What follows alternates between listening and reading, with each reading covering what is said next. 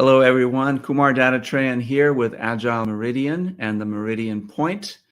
Thank you for joining us. Welcome again to another episode of this podcast. And as you know, this podcast is focused on stories of disruption and innovation, whether it's disrupting industries or disrupting, people disrupting their own lives, new jobs, new ways of working, whatever. We try to highlight those stories. And today, my guest today is Kimberly Gawne. She's the visionary founder of Star Students. It's a beacon of inspiration in the field of education. With a deep passion for fostering learning, and a bachelor's degree in education, Kimberly has left an indelible mark on the lives of countless students. So recognizing the need for a more inclusive educational environment, Kimberly established Star Students to provide equal opportunities for all learners. Through innovative strategies and individualized attention, she has redefined what it means to learn and excel. Kimberly's commitment extends beyond the classroom as she advocates for educational reform and equal access to quality education. Her dedication has earned her accolades from both peers and industry experts. As an avid reader and lifelong learner, Kimberly continues to transform lives through her innovative approaches and heartfelt desire to inspire, exemplifying her unwavering dedication to shaping the minds of tomorrow's leaders. So with that, let me welcome Kimberly to the stage. And thank you for joining us, Kimberly. Really good to have you here. So tell me. Thank you for having me. I really appreciate it. Of course. Yeah, no worries. So what inspired you to start Star Students, and how has your personal experience, if you will, shaped your desire to start this endeavor? That's a very good question. A good one to start off on, I might say. So in terms of what inspired me to start Star Students, I have always had a passion for teaching. I have always had a passion for education. And so part of my journey as a young individual, as a teenager, and even into young adulthood, was making sure that I was always learning and that I was always growing. The idea being that I wanted to be able to further my own mindset. And so teaching just always came naturally to me as a teenager and helping younger students and such. That was something that I really wanted to be able to go through with in terms of making it an actual career. And so me having wanted to be a teacher since a very young girl, I went through the appropriate steps, etc., to become one, did my 6 years. And then I graduated Teachers College in April of 2020, actually. And the way that the world was in 2020, if you remember, the teaching world did not, in the public school system anyways, did not look so great. And so I pivoted into what you might call private education. Still enabling me to be able to teach and to be able to do what I love to do, but just not have to have the additional insecurities or, I guess you'd call them insecurities of the job market and everything else that was going on at the time. I just didn't agree with a lot of what was going on. So that's where Star Students came from, and that's where Star Students happened. It was something that I said, well, I want to be a teacher. Can't do it the way I thought I was going to be able to do it anymore, so I'm going to find another way to make it happen. That was in the beginning of 2021, so just about 3.5 years ago now. That's a great start. So you actually got your start in the middle of COVID, when schools were shut down, kids were learning from home or attempting to learn from home, and so everyone is really in a way being homeschooled. But talk to me about that. What was that? What do you suppose that experience was like for most students? The experience of being homeschooled? Not homeschooled necessarily, but learning from home, that whole sort of distance learning. Yes. Well, I can't necessarily speak for everyone because, of course, everyone has different views on what went on and how things worked. But from the vast majority of parents that I've talked to over the course of the past, 3.5 to 4 years, a lot of parents before COVID, before everything happened and things shut down, they were very frustrated with the public school system to begin with. Mm-hmm. I always say that what happened in 2020 was not something that caused flaws in the public system. It just exposed them, because now you have children who are at home with their parents, because for however long people were locked in their houses, or they were working from home, or even if they weren't, maybe they chose to stay there, right? And the amount of flaws, the amount of problems that were exposed, because now you're bringing education directly into the home, right?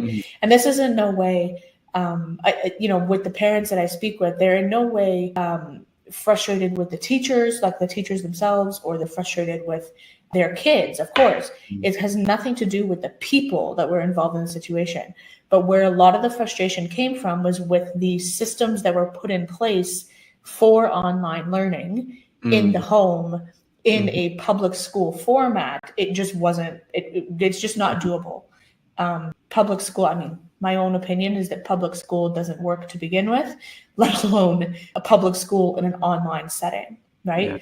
And so that was, from what I have heard over the past 3.5 to 4 years, that's been one of the biggest frustrations, or the biggest flaws that's been complained about the public system, is that it's just not done. It's just not set up for success for children. It's just not meant for that. Interesting. Yeah. I mean, I want to delve into that too. Is, what is it about the public school system that isn't working, and are there examples of systems in other parts of the world that may be working? But I first want to hone in on what you do. And so you provide homeschooling programs for kids. Can you talk a little bit about us and how these programs are catered to kids' needs and the advantages of homeschooling in general? For sure, yeah. So, I mean, you mentioned advantages of homeschooling. I will say that is an absolute advantage of being able to homeschool, or of homeschooling, is being able to homeschool. That's a huge advantage when it comes to customization of your child's curriculum. That is a huge advantage when it comes to involvement in your child's curriculum. And it's a huge advantage when it comes to your time as well.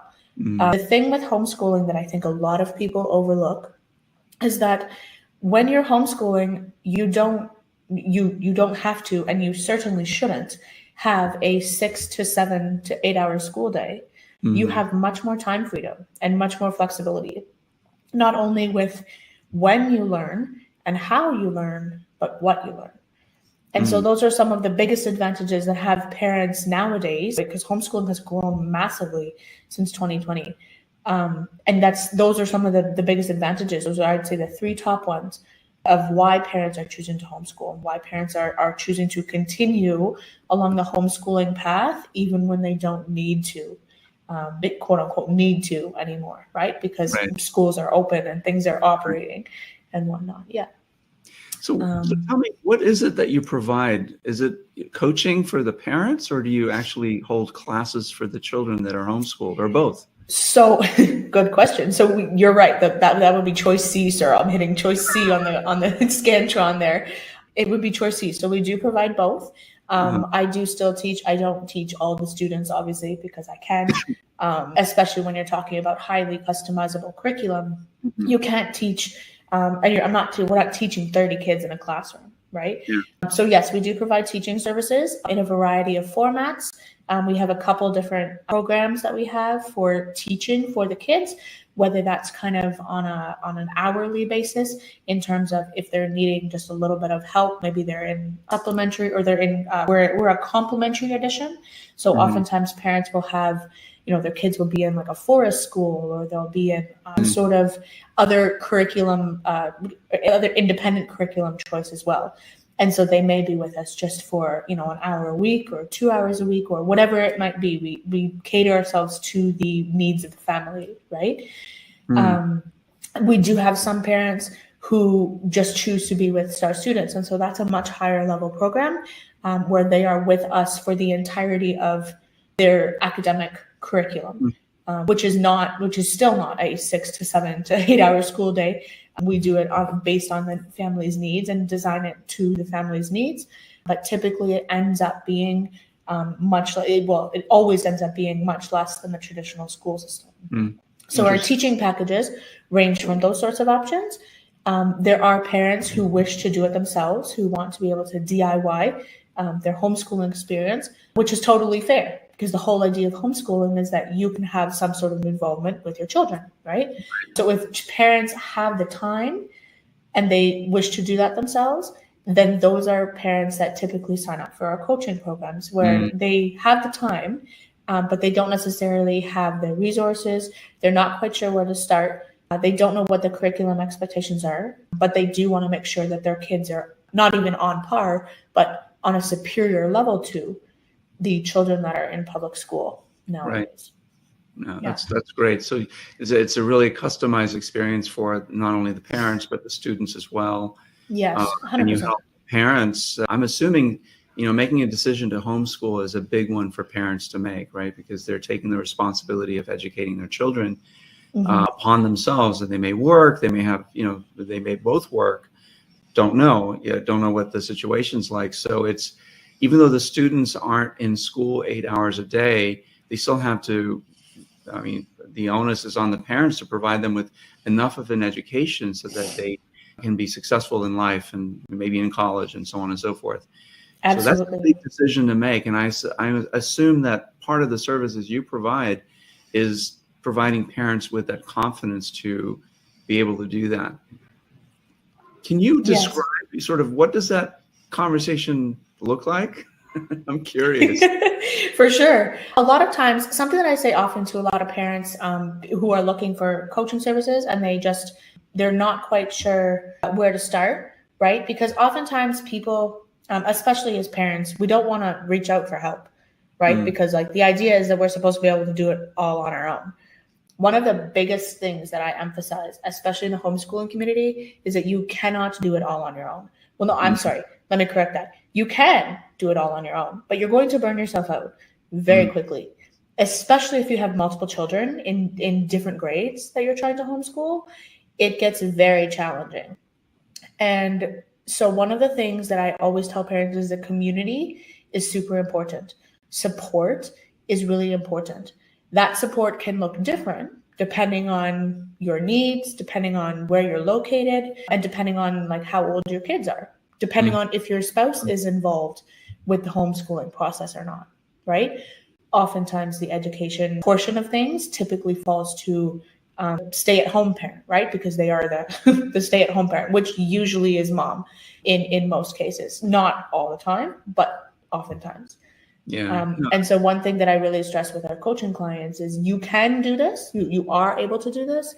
You just need to be able to do things in a systemized fashion that works for you.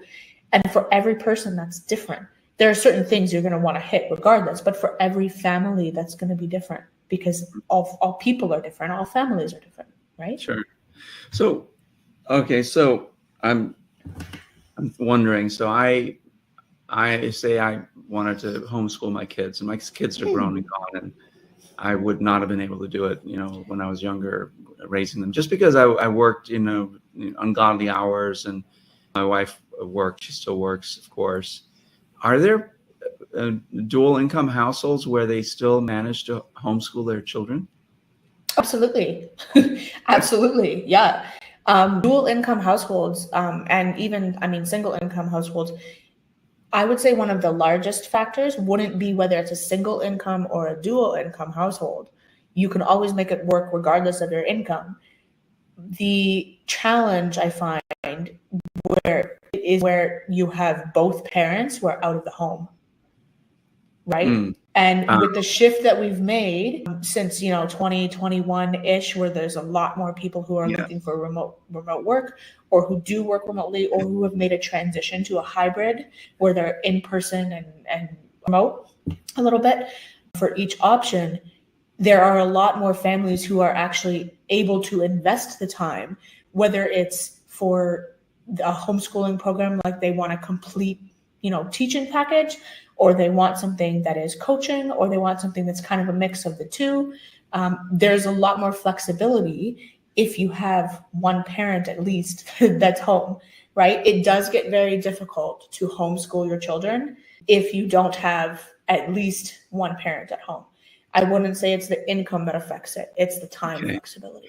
Yeah. Okay. That's the pivot. And that's why it's blown up in popularity since COVID, is because of the flexibility afforded working adults that are able to work from home and prioritize points in their day to be able to spend with their children, homeschooling them on various subjects. Okay, that makes sense now, because I was thinking, you know, everything seems to be now pre-COVID, post-COVID, and pre-COVID, this would be much harder, of course, if the dual income household, the people went to work, you know, people just went to work. It wasn't a question of, can I work from home? That wasn't even an option in most cases. And if it was, yeah, okay, you can work every second week on a Friday, you can work from home or something like that. Yes. Right? But now with the pivot, it's much more of an option for people to consider that. Yes. Well, because it's been proven, like your employer, if you work a job, you know, at any point, your employer no longer has the reason or the excuse per se of, I need you at the office. Well, sir, you made it work during this time of transition when the government said it was necessary. Why can't you make it work now when I'm telling you that it's necessary, right? For the health of my family, for the benefit of my family, etc. Right. And I do know that a lot of employers who actually made that step, right, made that jump, and they were like, oh, this can work, right? Even if it's not a complete remote, it might be hybrid. Yeah. So you mentioned forest schools, and that's sort of stuck in my brain. What is that? So a forest school is, I mean, there are a variety of different ways of having a forest school or doing a forest school. And a lot of people will tell you there's no one right answer. And they'd be correct, because like it is an alternative education method. So there's no one right way to do that. But by and large, by definition, a forest school is a much smaller school. So you're thinking like maybe 15 to 20 kids. If that is a forest school is a much smaller school in which most, if not all, of your learning takes place in the outdoors or by much more holistic or natural methods. So, for example, this is a favorite that I like to use. Instead of sitting at a desk and doing a worksheet, you are outside in the yard counting pine cones for your math, right? Something on that sort of scale is the idea of a forest school. I love it. I wish I went to a forest school. I find that they're very good. They're very good in terms of teaching like basic skills. A lot of forest schools will also implement little like animal skills and animal life skills. So they'll have, chickens, they'll have goats, perhaps. They'll have, dogs around the property, etc. Because a lot of forest schools are run on farms or hobby farms or something of that sort. Yeah. So they do incorporate like science and animal learning in that as well. But it's in the real world. So you're learning real world skills in the real world that you can apply for the rest of your life. Yeah, that's exactly right. Yeah. They work, those types of schools I find work very well up until about grade 5, grade 6. They're for sure. I'm all for forest schools. We have quite a few families that are forest schools for some of their education, and then they're with us for other parts. Okay. Right? When you homeschool, you can mix and match. Sure. Yeah. So what happens grade 5 or 6? Why is it no longer viable? It's not that it's no longer valid. It just becomes very difficult to teach certain concepts using like more holistic methods, right? It is possible to do it on an individualized basis, but it becomes very difficult to teach like higher level math concepts using like your pine cones and stuff, right? It becomes very difficult to teach things like writing or literacy, which is a very like hands-on pen and paper skill if you're outside, right? Or you're trying to do that a little bit more holistically. Yeah, I suppose you could do it, but it would be, to your point, very individualistic. Like, write a paper on your trip through this national park and describe the things that you saw and blah, blah, blah, blah, blah. Yeah. That would be sort of a writing assignment. And maybe math would be something where they're using algebra or whatever to create, I don't know, a model of something real.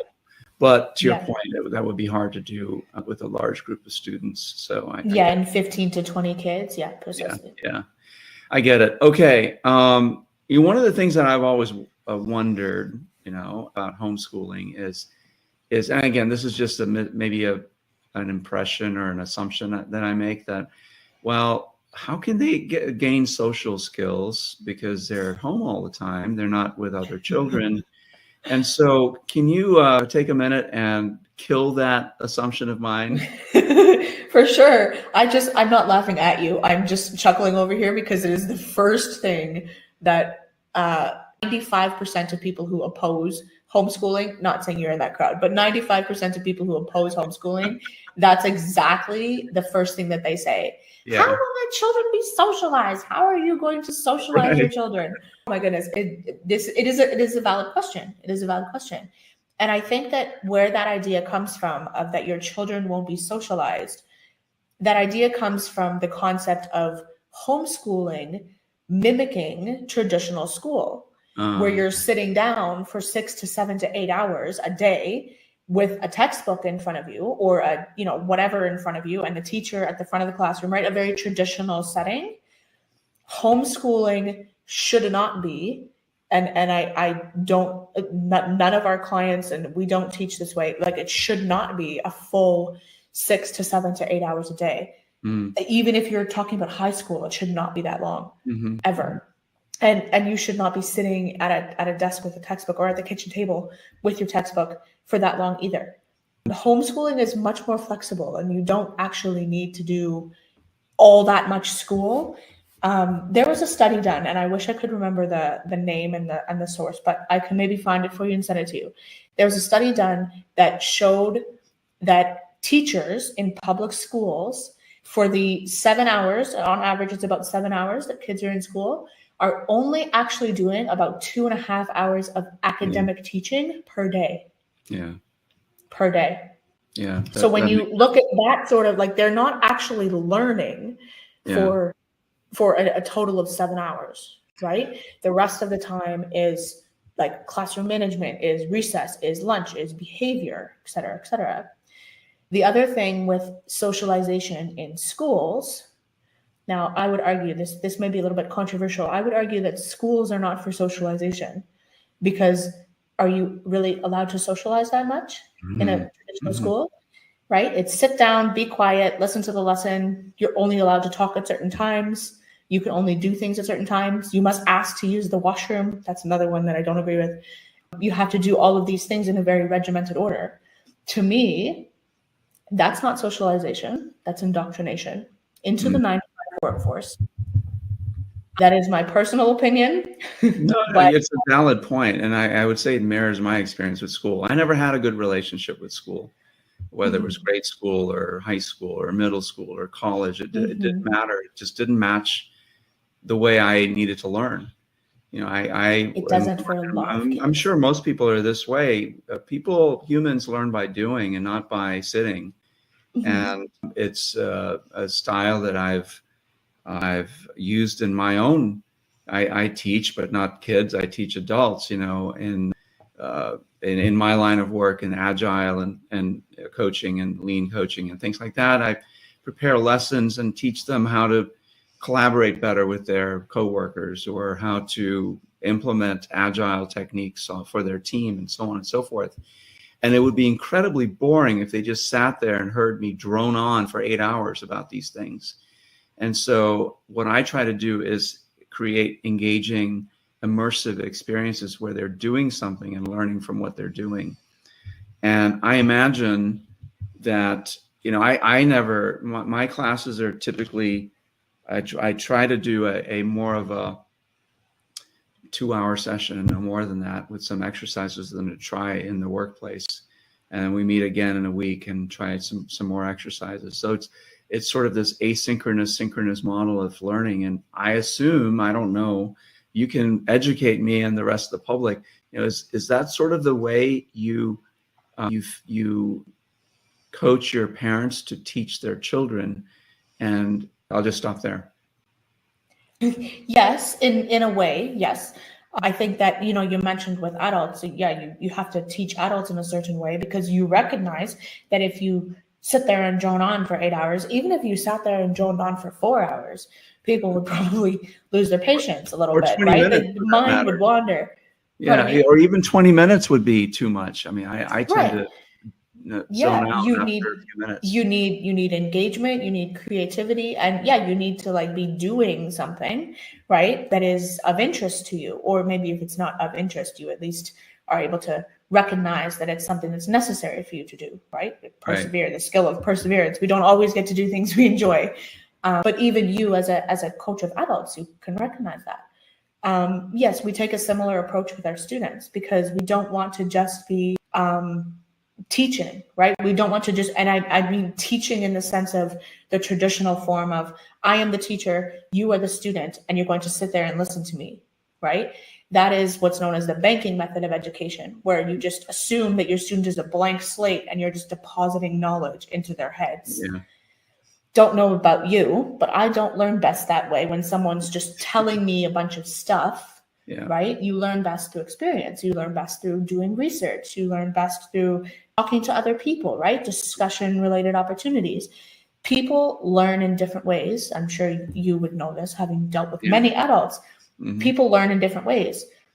Adults learn in different ways. Why would we expect kids to be any different? Yeah. Right? And so helping them to find how they best learn and then running with that is a much better alternative than just all right, you're going to sit there and listen to me talk for however long, and then I can check this box on my checklist to say that you've learned this concept, right? Yeah, makes a lot of sense, and I think that I don't know this to be true, but I think that at least my opinion is that the educational system needs to kind of revamp how they operate, how they teach students in general. And I agree. I mean, 7 hours in a classroom, 8 hours in a classroom in school. It's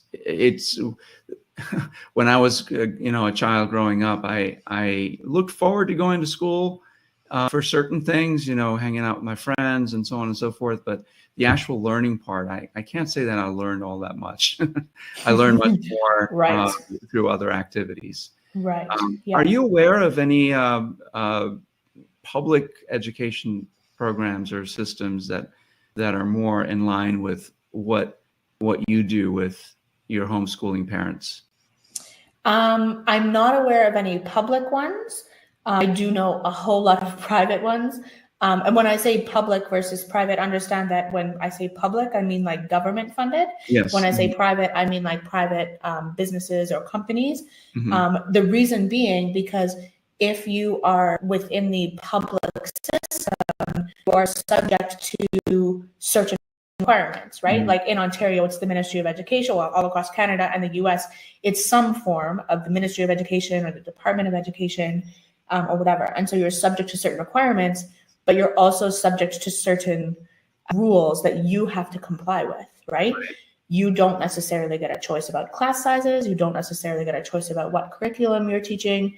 And if you have those two things taken away from you, then how are you supposed to effectively educate when you have a classroom of 30 kids and you've got curriculum that half of them are not understanding, right? With homeschooling and or whether you're doing it yourself or you're doing it with private education or what have you, you're able to meet those same sorts of standards, but in ways that are much more conducive to the child learning or to the small group of children that are learning, right? Rather than having to cater to a large majority and then half of them are missing it anyways. Yeah. That makes a lot of sense. I want to go back to the notion of, not the notion, but the question I asked earlier about the social skills and things like that.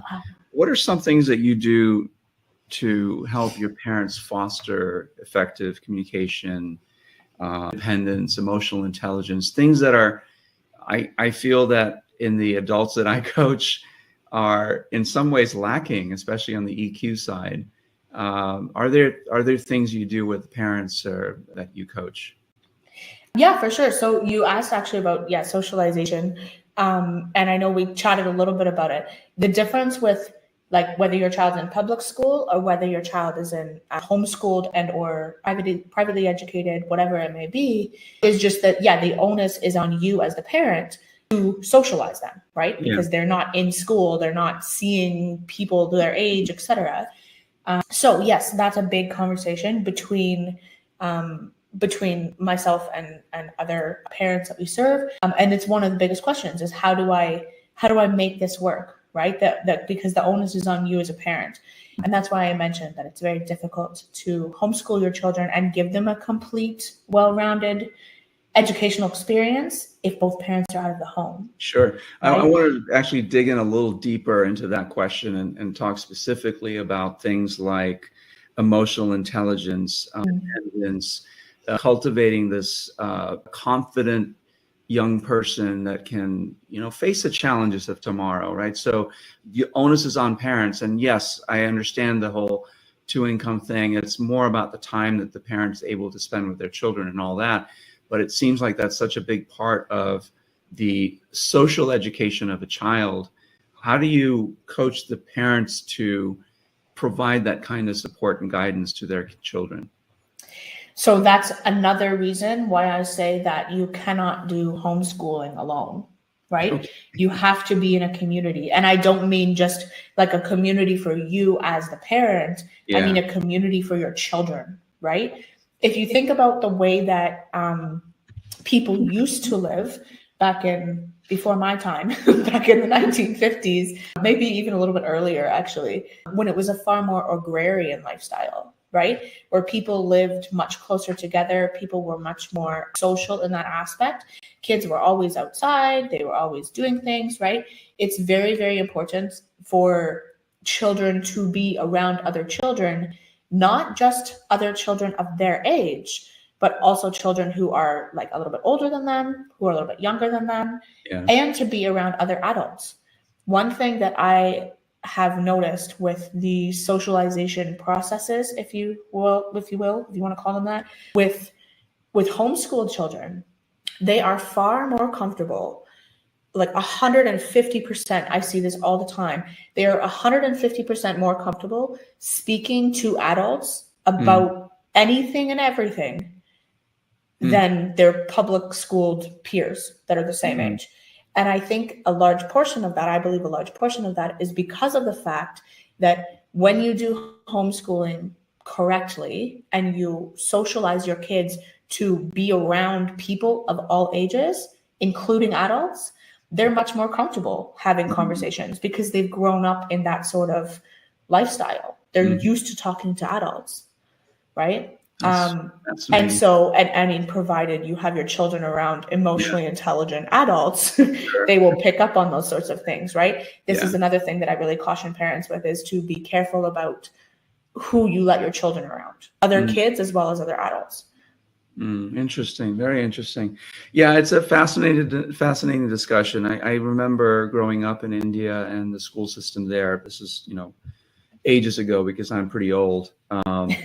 But going to school there was a different experience than going to school here in the U.S. I'm sure. And I think a lot of it is just because of the society there. It was a much closer knit community, and this is again ages ago, like 40 years ago, 50 years ago, whatever it was, that I went to grade school back in India, but probably even more than that. And there was as much time spent outside of school with community, cousins and friends and stuff from the neighborhood, playing sports together or whatever, or doing your homework together or whatever.